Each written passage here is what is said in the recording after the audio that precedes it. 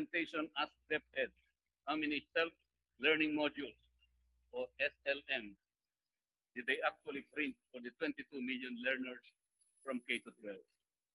They did not have a ready answer.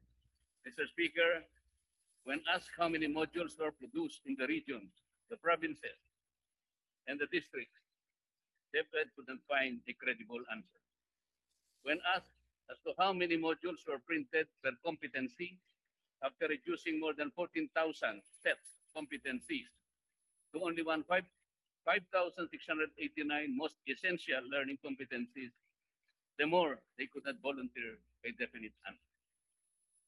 This is so because the teachers were the ones tasked to do the job instead, which is why, and for the most part, they practically begged for supplies, printers, and other IT equipment because the funds downloaded to the respective areas proved sufficient. After grappling with their tentative estimate, Deped came out with an arbitrary number, 1.2 billion modules. Mr. Speaker, even if we believe this number to be true, by assuming 30 pages per module, they will need 36 billion sheets of bond paper to print this. With a conservative estimate of 50 cents copying cost per page alone, Deped needed 18 billion pesos to produce this material, way beyond their 10 billion budget for 2020, covering 2 quarters. The reason of Deped, Mr. Speaker, in shifting to self-learning module is because some 2 years ago, I have already pointed out to them that per the mandate of Republic Act 1847, a law enacted 26 years ago, Deped should no longer be producing or procuring books for the elementary and secondary education. This law categorically mandated that within a period of not more than 3 years from the effectivity of that law, the DEX, now Deped, shall phase out its elementary and secondary textbook publication and distribution function and shall support the phasing in of private sector publishers to assume this function. That was the mandate, Mr. Speaker. The law also mandated the creation of a National Book Development Board to oversee the transition and ultimate provision of this program. I will not belabor this point, Mr. Speaker, because this textbook issue has been referred to the Committee of Good Government and Public Accountability for inquiry. Suffice it to say that Deped tried again to circumvent the law by printing the SLMs or modules because they believe that technically speaking, a 30-page module is not a textbook per UNESCO definition. Mr. Speaker, even department orders and memoranda are issued in haphazard and whimsical fashion.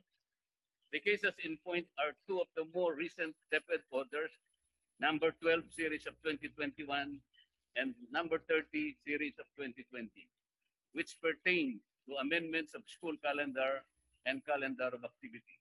Mr. Speaker, Deped must carefully, meticulously, and logically spell out said orders in order that teachers could carry out such directives efficiently. But if orders from the Deped are unclear and lacking in sufficient detail, the teachers will be left to fend for themselves. For instance, Mr. Speaker, Deped Order number 12 series of 2021 ordered that on March 1 to 12, 2021, schools shall conduct intervention and remediation activities based on the unique needs of learners. Although it is recognized that such intervention and remediation is a vital part of the learning process, especially in such extraordinary times, details of how such intervention and remediation shall be carried out by the teachers is basic. How will this intervention and remediation activities be implemented? How many students are in need of remediation? How about those students who do not need remediation intervention? What will they be doing between March 1 and 12, 2021? What materials will the teachers use? How can we ensure that remediation and intervention is enough for the learners to proceed with the competencies for the succeeding quarters? Because of the intervention and remediation activities, the third quarter shall be adjusted from March 22 to May 15, 2021 instead of February 15 to April 10, 2021 as originally ordered in Deped Order number 30. What was being implemented between February 15 to 26, 2021? Was there an extension of the second quarter? What was the reason why the second quarter did not start on February 15? While it is logical to adjust the school calendar given the situation, it is important to go beyond the changes in date and look into the more important matter of what happened, what is happening, or what will happen on dates stated in the school calendar. Mr. Speaker, magsisimula na naman po ang third quarter on March 22. Today is March 15. They have 1 week to prepare, Mr. Speaker. Pero hanggang sa ngayon po, pag tinanong natin sila, ilang modules ang na-prepare na. Kagaya po nung dating tinanong ko, ganito na naman po ang simula. Wala pong kaplano-plano, Mr. Speaker. Can you imagine even if we admit or if we can grant them that they can produce 1.2 billion modules for the third quarter? Kakasya po ba yung 1 week, Mr. Speaker? Ganito po kadugo ang Deped ngayon. Mr. Speaker, Deped Order number 12 supplanted the detailed activities in paragraph 3 of Order number 30 with intervention and remediation activities, professional development of teachers, and the adjusted schedule of the third and fourth quarters. These amended paragraphs in Deped Order number 30 gave rise to even more crucial questions that need to be answered. For example, did the mentioned activities recognized for their importance take place at all? Talaga po bang nangyari lahat yung kanilang mga inilatag na mga aktibidad na yon? Wala naman pong mga report. Did the amendment effectively discontinue these activities, and if so, why? Mr. Speaker, even in the disposition of more than 200 passenger vans procured by Deped last year, the Office of the Undersecretary for Administration issued 2 successive memoranda that made it mandatory for regional directors, school division superintendents, regional and division supply officers, and drivers to attend a ceremonial turnover of passenger vans. Both memoranda, Mr. Speaker, reminded all concerned recipients to be present in the said event because, I quote, those who are absent or fail to claim the van during the turnover will forfeit their service vehicle. Mr. Speaker, napakalaki po ng kaprisyong ito. Ibibigay lang po yung service vehicle sa mga recipients. Kailangan ipatawag ng USEC ngayon ang regional director. Kailangan nandun yung school division superintendent. Dapat nandun yung regional supply officer, pati yung division supply officer. Hindi ba po pwedeng yung driver na lang ang kumuha armed with the authorization by either the division superintendent or the regional director? Pandemic po, mapupuntahin niya yung mga tao, lalong-lalo na po kung napakil ng bots ng maraming bonds na kukuha. Ang sinabi pa sa memorandum, o kayo nang bahalang gumastos sa titirhan ninyo at pagkain ninyo, i-reimburse na lang sa pamagitan ng mga standard procedures. Mr. Speaker, pati ba itong mga ganito, kailangan mag-attend ng ceremonial turnover para lamang makuha yung vehicle? Kapag hindi ka naka-attend, bakit po ipo-forfeit yung passenger vehicle? Ito po ang kapresyo, Mr. Speaker. People are also asking, Mr. Speaker, why Deped bought 1.2 billion worth of science equipment for grades 1 and 2 when there is no science subject for such grade levels in public schools? What is the explanation for Deped why the Filipino subject is taught in grade 1 starting with the second quarter only? or why the English subject is taught to them from the third quarter only. Wala pong paliwanag yan, Mr. Speaker. Let me now go to the DepEd's computerization program, Mr. Speaker. Ang tawag po nila rito ay DCP, DepEd Computerization Program. Based on the COA 2017 audit report, the DepEd Computerization Program revealed implementation gap showing 99% physical target deficiency for calendar years 2015 to 2017.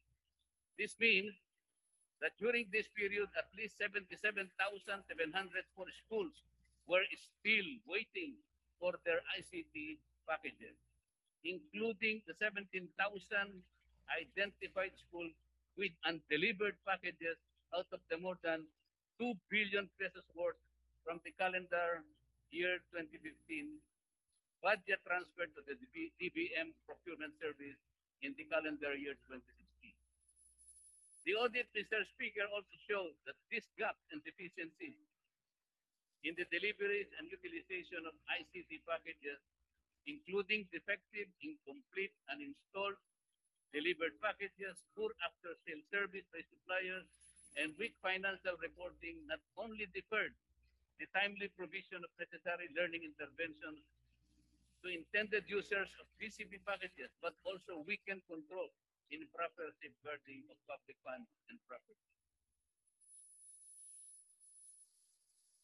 Mr. Speaker, narito po yung mga supplier sa 10 billion DCP program ng DepEd for fiscal year 2015-2017. Red Dot Imaging Philippines, the joint venture with Sentient K-Star Science Technology, the contract price is 3.99 billion pesos. Number 2, Columbia Technologies Incorporated, contract price 2.69 billion pesos. Gerteki Inc., joint venture with Tencent Asi Computer Company Ltd, contract price 2.58 billion pesos. Allcard Plastic Philippines, joint venture with Silicon Valley Computer Group, contract price 738.7 million pesos. Mr. Speaker, the slow-paced implementation of the DCP due to delays in the procurement process and failure of suppliers to completely deliver the computer packages to 39,950 targeted persistent schools from fiscal years 2015 up to 2018, including lapses in the deliveries and utilization of different ICT packages in NCR, regional offices of Region 3, Region 4A, and Region 13, hindered the attainment of the program objectives of enhancing the teaching learning process and the ICT literacy of learners and educator beneficiaries. In addition, Mr. Speaker, a discrepancy was also noted in the physical target for fiscal 2017 DCP fund, K-12, and the actual target recipients in the awarded contract. As per physical accomplishment report, target recipients for K-12 was 44,447, but the total number of recipients for the awarded contract with respect to same budget was only 30,985. Based on the 2018 COA report, Mr. Speaker, DepEd DCP implementation for fiscal year 2018 was delayed by a year, affecting, among others, the attainment of the project's objective of providing the required ICT packages and e-textbooks to recipient senior high school learners nationwide. The 2018 audit also summarized the deficiencies in the deliveries and utilization of ICT packages in different regional offices, district offices as follows. A, incomplete or absence of documents for the recognition in the books of accounts and transfer of accountability of delivered ICT equipment in the recipient district offices and implementing units. B, partial or non-utilization of ICT packages due to non-readiness of recipient schools. C. Defective ICT packages and poor quality after-sales assistance from suppliers. D. Other negative observations include incomplete deliveries, non-delivery on installation of computer parts. Some equipment were declared non-functional or destroyed, and some were kept in unsafe rooms, causing further deterioration. Some packages were not installed in e-classroom or multimedia room as required. Mr. Speaker, as regards science and mathematics equipment, the implementation of this program, which is aimed to improve the basic education in science and mathematics through the provision of equipment for subjects compliant with K-12 curriculum, revealed deficiencies that could adversely affect its implementation. These are A. Undelivered 121 science, mathematics equipment for kids in various schools, depriving the students and teachers of the needed SME units to support their learning and teaching capacity for improvement. B. Some items delivered remain unutilized due to excessive quantities allocated and delivered to the school as compared to the population of senior high schools. Lack of knowledge and proper training of the teachers to use the equipment and lack of storage laboratory rooms of safety the items. Finally, in the 2019 COA audit, per Deped Physical Accomplishment Report, Mr. Speaker, only 8,523 out of the 14,342 targeted schools were provided with ICT packages under the CP funded by GAAS for fiscal years 2015 to 2019, or a miserable 59.43% accomplishment rate. It was also observed, or these lapses, Mr. Speaker, in the procurement of DCP for fiscal 2019 again hindered the full attainment of the program's objective of enhancing the teaching learning process, including the ICT literacy of teachers and learners.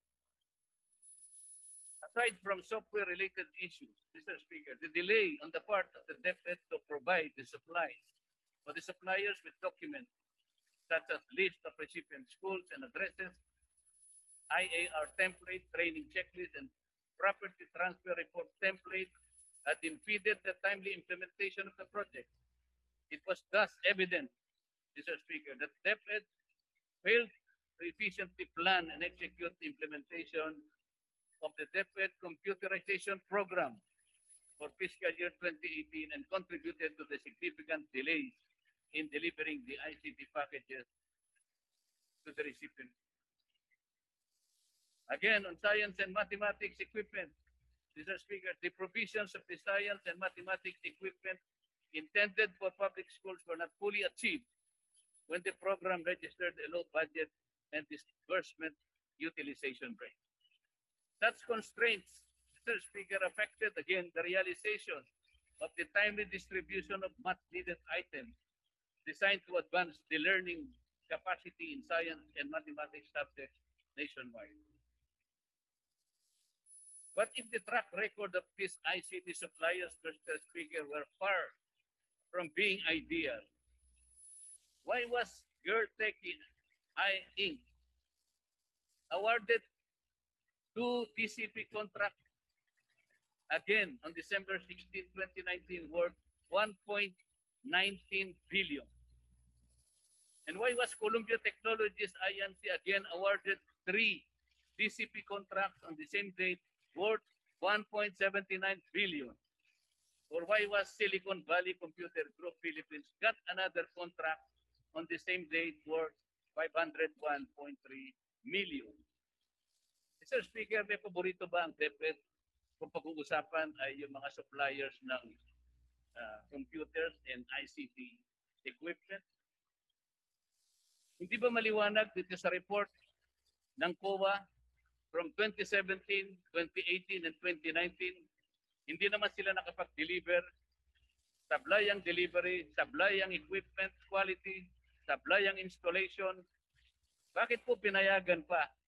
Imbes na i-disqualify po ang mga suppliers na to ay binigyan pa ng pagkakataon na makakuha ng panibagong kontrata. At hindi po maliit na pera ang pinag-uusapan. Billion po ito, Mr. Speaker.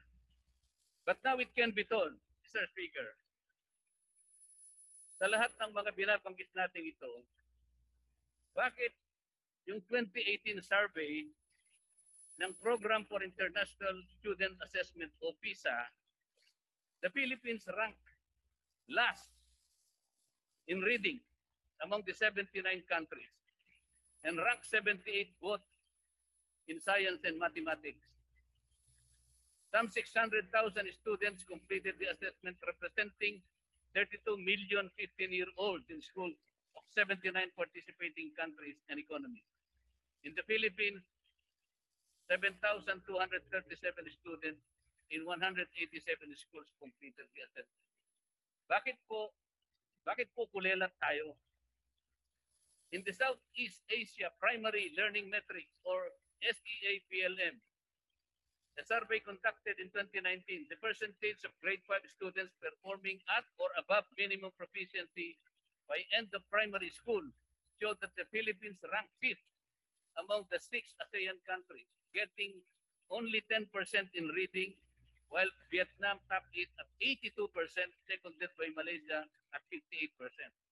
In mathematics, the Philippines landed 4th at 17%, while Vietnam was first at 92% and Malaysia second at 64%. In science, the Philippines was third at 2%, while Vietnam again topped it at 32%, seconded by Malaysia at 11%. And finally, in the 2019 trends in International Mathematics and Science Study, or TIMMS, the Filipino students, Mr. Speaker, lag behind other countries in the International Assessment for Mathematics and Science for grade 4.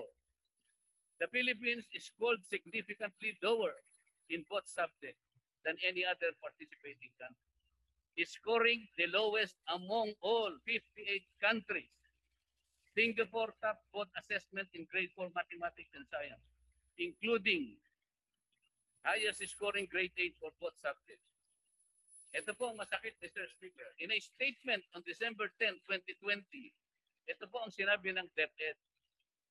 We welcome the 2019 TIMMS result and that we value the immense data it can offer on literacy of students on math and science. What does that exactly mean, Mr. Speaker? Kung sinasabi ng Deped that it welcomes and it values the data offered by this survey, ganun-ganun na lamang ba, Mr. Speaker? Before the betrayal of Jesus, Mr. Speaker, Simon Peter asked him, Lord, where are you going? Jesus replied, where I am going, you cannot follow now, but you will follow later. Mr. Speaker, if we may ask, Deped, where are you going?